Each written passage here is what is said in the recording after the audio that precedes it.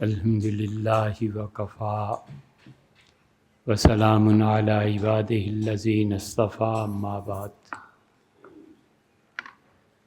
اللہ تعالیٰ نے حضور اقدس صلی اللہ علیہ وسلم کو دین و دنیا کی تمام ہدایات کچھ وحی کے ذریعے اور کچھ حدیث کے ذریعے امت تک پہنچانے کی تلقین کی، اور حضرت رسالت مآب صلی اللہ علیہ وسلم نے لوگوں کو یہ تلقین فرمائی کہ تم اپنے حاکم کے خلاف اٹھ کھڑے ہوگے اور تم اپنی حکومت کے خلاف باہر نکلو گے، الا ان تروا کفرا بواح،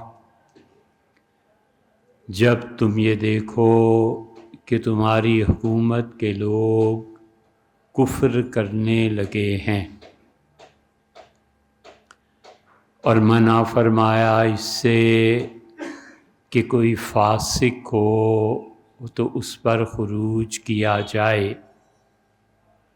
اور اس سے بھی منع فرمایا کہ کوئی ظالم ہو اس کے خلاف اٹھنے سے، اور اس کی تشریح ابھی آتی ہے۔ حکمرانوں کا ایک درجہ یہ ہوتا ہے کہ وہ فاسق ہو جائیں اور کبیرہ گناہ میں ان کی شہرت عام ہو جائے۔ حاکم کسی بھی عہدے پہ ہو، فقہ حنفی یہ کہتی ہے کہ اس کو اگر قتل ہے تو اس کے عوض میں نہیں چھوڑا جائے گا۔ قتل کی سزا قتل ہے، چاہے وہ حاکم وقت کرے اور چاہے کوئی عام آدمی کرے۔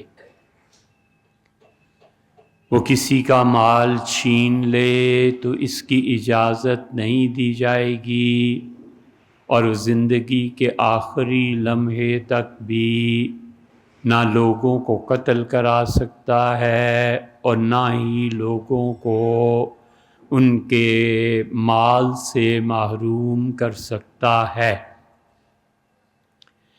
تیسری چیز یہ آ گئی کہ وہ کفر کا ارتکاب کرتا ہے تو رسول اللہ صلی اللہ علیہ وسلم نے فرمایا کہ الا ان تروا کفرا بواح، جب تم کھلا ہوا کفر ان میں دیکھو تو تمہیں چاہیے کہ اس کے خلاف اٹھ کھڑے ہو اور کفر کو کسی صورت برداشت نہیں کرنا۔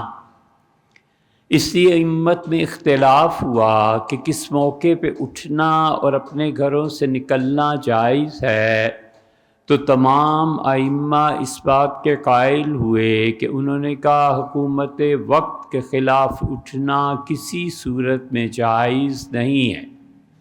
امام شافعی نے یہ مسلک اپنایا، امام مالک رحمۃ اللہ علیہ نے، امام احمد ابن حنبل رحمۃ اللہ علیہ نے، اہل تشیع نے اور اہل حدیث نے خاص طور پر منع کیا، اور انہوں نے کہا بالکل حکومت سے ٹکر نہیں لینی جب تک کہ تم لوگ کفر بواح نہ دیکھو۔ کفر بواح کا مطلب یہ ہے کہ حکومت کفر پہ اڑ جائے اور کفر کی تعلیم اور تبلیغ کرے۔ اس لیے جتنے بھی امت میں ائمہ گزرے ہیں انہوں نے اس بات کی اجازت نہیں دی۔ انہوں نے کہا دوسری جگہ آیا ہے کہ حضور صلی اللہ علیہ وسلم نے فرمایا، عبداللہ ابن عمر رضی اللہ عنہما کی روایت ہے کہ آپ نے فرمایا مومن اپنے آپ کو ذلیل اور رسوا نہیں کرتا۔ عرض کیا گیا کہ اللہ کے رسول مومن کیسے آپ کو کوئی بھی آدمی رسوا کر سکتا ہے؟ تو آپ نے فرمایا وہ کسی ایسی مصیبت کو سر لے لے جس مصیبت کا مقابلہ کرنا اس کے بس میں نہ ہو۔ تو انہوں نے اس طرح کی روایات سے استدلال کیا، اور انہوں نے کہا حکومت جب جیل میں ڈال دے، ظلم کرے، زیادتی کرے، اور آدمی وہاں لکھ کے دے آئے اور پھر اس کے بعد اور چیزیں ہوں، تو بہتر یہ ہے کہ ایسی جگہوں پہ ٹکر نہ لی جائے۔ صرف امت میں ایک شخص امام ابو حنیفہ رحمۃ اللہ علیہ ہیں جو طاقت کے استعمال پہ 2 شرطوں کے ساتھ اجازت دیتے ہیں۔ آپ کو معلوم ہے کہ علم تقسیم کر دیتا ہے، لوگوں میں گروہ بندی ہو جاتی ہے، یہ پچھلی مرتبہ آپ سے عرض کیا تھا، اور ٹھیک اب اس وقت امت میں یہ وقت آ گیا ہے کہ علم انہیں منقسم کرے۔ اسکول کی جو ہوم سکولنگ ہوتی ہے وہ ہونی چاہیے، بجائے اس کے کہ اپنے بچوں کو کالجز میں، اسکولز میں بھیجا جائے اور وہاں جا کر ان کے اساتذہ بھی اسی درجے کے جس درجے کے یہ ہیں۔ اور آپ اپنے ماضی پہ غور کریں، کالج یونیورسٹی میں لڑکے 2-4 کلاس لینے کے بعد ہی بولنا شروع کر دیتے ہیں، اور آپس میں کہتے ہیں کہ یار اسے تو خود سبجیکٹ نہیں آتا، یہ ہمیں کیا پڑھائے گا۔ ایسے نالائق لوگ اب تعلیم میں آ گئے ہیں، اور ایسے لڑکے اور بچے بہت سے جمع ہو جاتے ہیں کالج اور سکول میں، جنہیں تعلیم سے کوئی دلچسپی نہیں ہے، بس ایک ڈگری لینی ہے، اور اس بنیاد پر جا کر حکومت کا عہدہ کوئی اگر مل جائے تو مل جائے، نہ ملے تو پھر مختلف امبیسیز کا رخ کرنا ہے کہ کسی طرح اس ملک سے چلے جائیں۔ تو یہاں کی تعلیم کا نظام پوری نسلوں کو برباد کر چکا ہے، اور ان نسلوں کی بربادی اہل دانش نے پہلے ہی کہہ دی تھی کہ جب تم اپنی لڑکیوں کو اس طرح پڑھاؤ گے اور بے محابہ اور بغیر کسی مقصد کے تعلیم دو گے تو تمہارے گھروں میں کیا ہوگا۔ علامہ اقبال نے کہا بانگ درا دیکھ لینا، انہوں نے کہا لڑکیاں پڑھ رہی ہیں انگریزی، قوم نے ڈھونڈ لی فلاح کی راہ، یہ ڈرامہ دکھلائے گا کیا سین، پردہ اٹھنے کی منتظر ہے نگاہ۔ تو نگاہ اٹھ گئی علامہ اقبال کو۔ اب کوئی جا کے کہے کہ 80 سال پہلے جو آپ فرماتے تھے لڑکیوں کے انگلش پڑھنے کے نتائج ابھی تو شروع ہوئے ہیں، ابھی تو دیکھو ہوتا کیا۔ یونیورسٹیز میں لڑکیاں کہتی ہیں کہ باہمی رضامندی کافی ہے، اس نکاح کے جھنجٹ کی آخر ضرورت کیا ہے، یہ اور عملاً وہ اس کاموں میں عملاً لوگ پڑھیں گے اور پھر آگے 10-20 سال میں دیکھنا ہوتا کیا ہے۔ اس لیے تعلیم کا کوئی نظام مرتب ہے ہی نہیں، تعلیم نام کی کوئی چیز ہے ہی نہیں۔ تعلیم سے انسان بنتے تھے، تعلیم سے بگڑے ہوئے اخلاق نہیں بنتے تھے۔ تعلیم انسان بناتی تھی اور بتاتی تھی کہ بچوں تعلیم برائے انسانیت، اور اب تعلیم برائے ڈگری اور تعلیم برائے پیسہ۔ اس لیے جب حکومتیں ایسی نالائق ہونے لگیں تو صرف امام ابو حنیفہ رحمۃ اللہ علیہ ایسے آدمی ہیں جنہوں نے اجازت دی کہ حکومتوں کے خلاف اٹھا جائے۔ انہوں نے کہا 2 شرطیں عائد کرتا ہوں، اپنی حکومت کو بدلنے کی اس وقت کوشش کرنا جب تمہارے پاس بھی اتنی طاقت ہو جتنی طاقت حکومت کے پاس ہے۔ ہمارے دور میں یہ ممکن نہیں ہے کہ کسی جتھے اور گروہ کے پاس اتنی طاقت ہو جتنی طاقت حکومتوں کے پاس ہے، یہ ممکن نہیں ہے۔ اس لیے کہ اسٹیبلشڈ گورنمنٹ کو اس کی جگہ سے ہٹانا اب بہت ہی دشوار ہے۔ شاید 99% ایسے نہیں ہے کہ عوام میں اتنی طاقت آ جائے کہ وہ حکمرانوں کو ہٹا سکیں۔ اور دوسری بات امام ابو حنیفہ رحمۃ اللہ نے فرمایا کہ تمہارے پاس پہلے سے ایسا نظام ہونا چاہیے کہ اس نظام کے ہٹتے ہی تم اپنا نظام نافذ کر سکو۔ ہمارے ہاں تعلیم کا معیار بھی نہیں ہے، اور جو نظام کو قبول کرنے کی صلاحیتیں ہوتی ہیں اس قوم میں نہ وہ صلاحیت ہے۔ وہ صلاحیتیں بھی 2 طرح کی ہوا کرتی ہیں، ایک ذہین لوگ اور ایک وہ لوگ جو قانون کی پابندی کو تعلیم کے ذریعے سے جانتے ہوں۔ جتنی ذہانت ہے وہ سب کی سب کالج اور یونیورسٹی میں جا کر کھپ جاتی ہے۔ اس لیے ذہانت مذہبی لوگوں میں آ جائے یہ ہے نہیں۔ کیوں آخر مولویوں کی اور یونیورسٹی والوں کی آپس میں بیٹھک کیوں نہیں جمتی؟ وجہ اس کی یہ ہوتی ہے کہ وہاں ذہانت نہیں ہے۔ ہمارے مدارس میں جو ذہین بچے ہوتے ہیں وہ آہستہ آہستہ پھر کالج یونیورسٹی کی طرف چل پڑتے ہیں، وہ اس نظام سے بغاوت کر دیتے ہیں، اور ذہین بچے تو پہلے ہی سے ادھر ہوتے ہیں، انہیں کون ادھر لا سکتا ہے؟ اس لیے جب لوگوں میں ذہانت نہ ہو اور لوگوں میں ایسی تعلیم نہ ہو جو قانون کی پابندی کرائے، تو آپ بہتر سے بہتر نظام بھی لے آئیں، وہ مزاج ہی نہیں ہے جو قانون کی پابندی پہ مشتمل ہو۔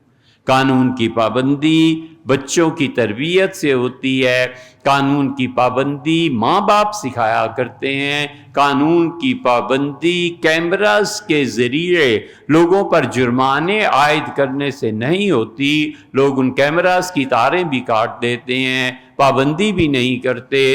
500 چالان ہے اور 200 رشوت دے کے اگر وہ چالان ختم کیا جا سکتا ہے اور معاشی طور پہ بھیک مانگ مانگ کے تم ملک کو چلا رہے ہو تو کیا حرج ہے؟ اس لیے طاقت کی بنیاد پہ منقسم کرنا اور طاقت کی بنیاد پر لوگوں کو قید کرنا اور طاقت کی بنیاد پر لوگوں پر مظالم، ایسی قومیں نسل در نسل وہی ہوتا ہے جو پچھلے 300 سال سے ہمارے ہاں سب کانٹیننٹ میں ہو رہا ہے۔ کوئی یہ سمجھتا ہے کہ وہ ظلم اور جبر کے ذریعے لوگوں کی تربیت کر دے گا تو یہ اس کی خام خیالی ہے۔ اسے پتہ نہیں ہے کہ تعلیم انسانوں کو بناتی ہے۔ تعلیم کی وجہ سے جو تفاوت پیدا ہوتا ہے، 2 گروہ 4 گروہ، ان کو اکٹھا کیسے کیا جا سکتا ہے؟ کون سی بنیادیں ہیں جس پہ بچوں کو یہ سکھایا جاتا ہے کہ بیٹے آپ نے لائن میں لگنا ہے، آپ نے قانون کی پابندی کرنی ہے، آپ نے آنے والوں کو جو پیچھے ہیں اور آگے ہیں ان دونوں کے حقوق کا خیال رکھنا ہے۔ جب اسکول کالج میں کوئی ایسی تعلیم نہیں دی جاتی، سیرت کا کوئی مضمون نہیں پڑھایا جاتا، ادبیات کا کوئی مضمون نہیں پڑھایا جاتا، تو پھر ہوتا ہے جو ہوتا ہے۔ 100 بچوں میں 10 انسان کوئی بن جاتے ہیں تو 90 ڈنگر بھی بن جاتے ہیں۔ اس لیے اب اکثریت ان لوگوں کی ہے جو نہ قانون کی پیروی کرتے ہیں، نہ انہیں اپنی تعلیم سے کوئی غرض ہے، اور معاشرہ تقسیم در تقسیم کا شکار ہے۔ اور طاقت کے ذریعے جو امام ابو حنیفہ رحمۃ اللہ نے 2 شرائط لگائی تھیں حکومت کی چینج کے لیے، کہ ایک تو حکومت کے برابر کی طاقت تمہارے پاس آ جائے، وہ بھی نہیں ہے، اور دوسرے جو انہوں نے کہا اس نظام سے بہتر نظام تم لا سکو تو سرے سے نظام کا تصور ہی نہیں ہے۔ یہ شرائط تو ان لوگوں کے لیے ہیں جنہیں پتہ ہو کہ ہم ایسا کام کریں گے تو قوم ہماری بیک پہ ہے، لوگ ہماری بیک پہ ہیں۔ لوگ کبھی بھی سوائے جذباتیت کے کسی چیز کا مظاہرہ نہیں کرتے، اور ایک سٹیپ اگر ظلم بڑھ جائے تو ظلم کو برداشت کرنے کے لیے وہ بالکل پیچھے ہٹ جاتے ہیں۔ بھٹو صاحب اتنے مقبول تھے، آپ لوگوں میں سے جس نے وہ دور دیکھا ہے، یقین مانو اس دور میں لوگ کہتے تھے بھٹو نہ رہا تو ملک ہی نہیں رہے گا۔ اگلے پکڑ کے لے گئے، پھانسی دے دی، جو ووٹ دیتے تھے اور جو نہیں دیتے تھے پرواہ کسی کو نہیں ہوئی کہ حکومت کے خلاف کچھ کرنا ہے یا نہیں کرنا۔ ضیاء الحق صاحب کا کیا انجام ہوا؟ کوئی نہیں نکلا، کسی نے شور نہیں مچایا۔ بے نظیر کی مرتبہ دیکھ لو، اور اب عمران خان کو دیکھ لو، کہاں گئے وہ ووٹرز اور کہاں گئے؟ اور مرزا صاحب جہلم کے انہیں دیکھ لو، ان کا پہلے دن ہم 10 لاکھ لڑکے نکلیں گے، 20 لاکھ 30 لاکھ، ہم نے سوچا بالکل 30 لاکھ تو کیا 300 بھی تم نہیں نکلو گے، اور وہی ہوا۔ یہ سیاسی چیزیں چھوڑ کے ہم سب کو سمجھنا چاہیے کہ کوئی بھی موقع پہ کام نہیں آتا۔ ہم صرف بات کا اظہار مناسب الفاظ میں کر سکتے ہیں۔ یہ جو 27ویں ترمیم طاقت کی بنیاد پہ ہوئی ہے، وہ لوگ نہیں جانتے کہ سپریم کورٹ کے ججز کو ان کی مرضی کے بغیر جہاں ہم چاہیں لے جائیں۔ یہ ظلم ہے۔ جہاں سے ہمیں عدل کی توقع ہے، جہاں سے ہمیں انصاف کی توقع ہے، جہاں ہم سمجھتے ہیں کہ اس معزز عہدے پہ ہونے والے، بیٹھنے والے، سلیکٹ کیے جانے والے ہمیں انصاف دیں گے، ہم انہیں اپنا مسیحا سمجھتے رہے، ہم انہیں اب بھی سمجھتے ہیں کہ اچھے لوگ اگر وہاں آ جائیں گے تو ہمیں یقیناً انصاف ملنے کی کوئی سبیل پیدا ہو جائے گی۔ ان کو اوپر سے تبدیل کر دینا اور سختی کے ساتھ ان کی مرضی کے بغیر، یہ ٹھیک نہیں ہے۔ شرعاً بھی اس کی اجازت نہیں ہے، شریعت اس کی اجازت نہیں دیتی۔ اور دوسری چیز کر دینا کہ جناب والا فلاں فلاں عہدہ جو ہے ساری زندگی تا حیات ان پر کوئی بھی انکوائری نہیں ہو سکتی۔ خلفائے راشدین حضرت رسالت پناہ صلی اللہ علیہ وسلم دونوں، یہ خلفائے راشدین بھی اور حضور اقدس صلی اللہ علیہ وسلم بھی، دونوں طرح سے، یعنی کوئی آدمی قانون سے مستثنا نہیں ہے۔ آپ اپنے آپ کو جو قانون سے مستثنا قرار دے رہے ہیں، یہ طاقت کا غلط استعمال ہے۔ ہم صرف اتنی درخواست کر سکتے ہیں کہ حضرت یہ نہ کیجیے، یہ اسلام کے خلاف ہے، خدا کے دین کے خلاف ہے، اور تہمت ہے بہت بڑی آپ کے ادارے پہ۔ لوگ اسے برے لفظوں سے یاد کریں گے، دانشور لوگ کہیں گے کہ یہ چیزیں ٹھیک نہیں۔ کوئی لڑائی جھگڑا نہیں، ہم آپ سے کسی صورت مقابلہ نہیں کر سکتے، ہم اس طاقت کے سامنے عاجز ہیں۔ کوئی ایسی چیز ہی نہیں ہے کہ ہم یہ احتجاج کسی بڑے فورم پہ کر سکیں۔ ہم صرف اتنا کہتے ہیں کہ یہ ظلم ہے، اور آئیے ہم اور آپ مل کے حضور صلی اللہ علیہ وسلم کی ایک حدیث پہ عمل کر لیں۔ وہ اللہ کے نبی ہیں، وہ آپ کے بھی نبی ہیں، وہ ہمارے بھی نبی ہیں، وہ آپ کے بھی قائد ہیں، ہمارے بھی قائد ہیں۔ کہا جاتا ہے کہ اللہ کا پاک قرآن آپ نے یاد کیا ہے اور حافظ ہیں۔ ہم صرف یہ کہتے ہیں کہ حضور اقدس صلی اللہ علیہ وسلم کی ایک بات جو امام نسائی رحمۃ اللہ علیہ نے نسائی میں اس حدیث کو ذکر کیا ہے، بار بار یہ حدیث آتی ہے۔ عبادہ ابن صامت کہتے ہیں کہ حضور اقدس صلی اللہ علیہ وسلم نے ہم سے بیعت لی، اور بیعت رسول اللہ صلی اللہ علیہ وسلم کی ہم نے کی۔ کعب ابن عجرہ کہتے ہیں کہ ہم 9 آدمی تھے، پھر ایک جگہ فرماتے ہیں ہم 7 آدمی تھے، پھر ایک جگہ فرماتے ہیں کہ ہم 5 آدمی تھے، یعنی متعدد مرتبہ یہ بیعت ہوئی ہے، 9 آدمیوں میں بھی، 5 میں بھی، 7 میں بھی۔ اور کعب ابن عجرہ رضی اللہ عنہ نے بھی یہی بات کی جو عبادہ ابن صامت رضی اللہ عنہ نے کی۔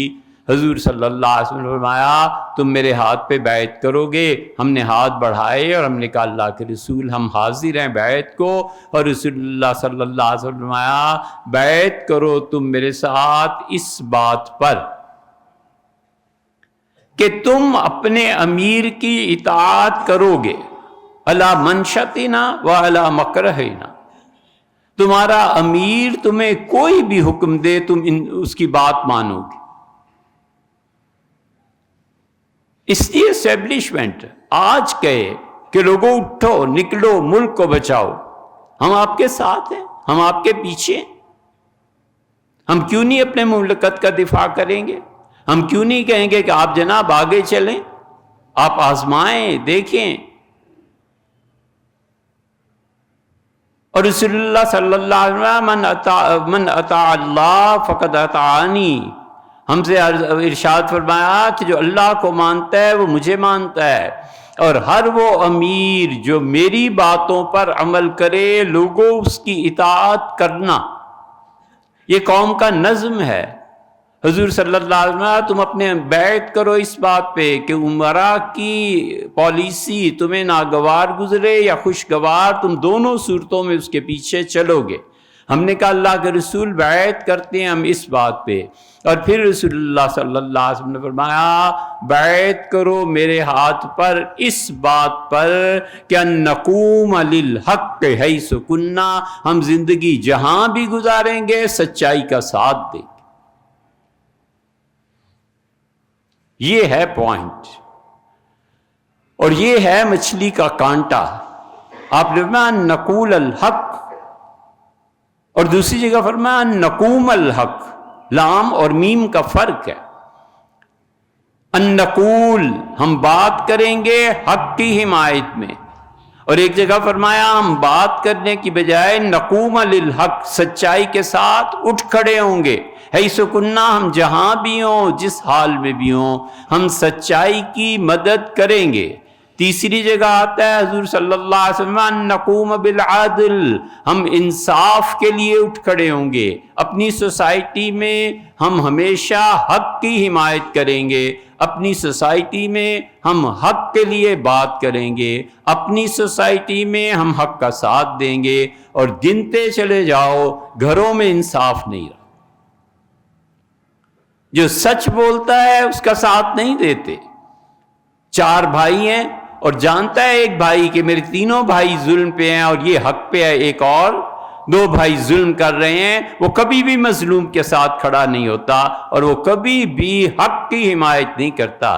3 فکرے رسول اللہ صلی اللہ علیہ وسلم فرمایا نقوم للحق، ہم حق کے لیے جدوجہد کریں گے سچائی کے لیے، اور نقول للحق، یا حق کے لیے ہم کم سے کم زبان سے تو گفتگو کریں گے۔ یہ حق ہے جس کے لیے آج اس منبر سے ہم بول رہے ہیں۔ ہم کہتے ہیں یہ حق نہیں ہے صاحب، استثناء کا بھی حق نہیں، اور ججز کو جبرن ٹرانسفر کرنے کا حق نہیں ہے۔